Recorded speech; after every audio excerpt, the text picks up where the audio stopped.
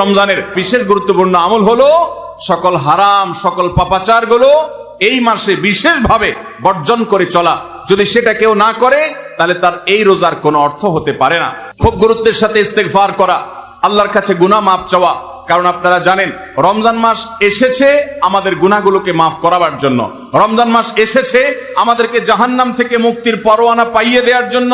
নবী করিম সাল্লাল্লাহু আলাইহি সাল্লাম বলেছেন, রমজানের প্রতি রাতে আল্লাহ তাআলা অসংখ্য অগণিত মানুষকে জাহান্নাম থেকে মুক্ত ঘোষণা করা হলো।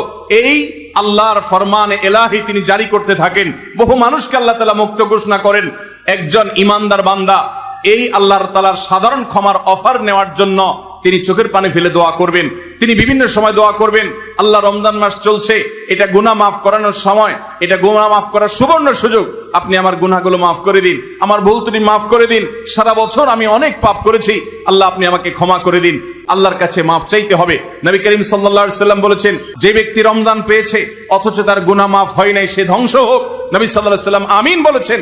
এই জন্য যেই কোনো মূল্যে রমজানের প্রতি রাতে প্রতিদিন চোখের পানি ফেলে তার কাছে নিজের গুনাহগুলো মাফ করাইতে হবে। জাহান্নাম থেকে মুক্তির ঘোষণা আল্লাহর পক্ষ থেকে আদায় করে নিতে হবে। এটা হবে দোয়ার মাধ্যমে, কান্নাকাটির মাধ্যমে, চেষ্টার মাধ্যমে, আল্লাহর কাছে তওবা করার মাধ্যমে। আল্লাহ আমাদেরকে তৌফিক দান করুন।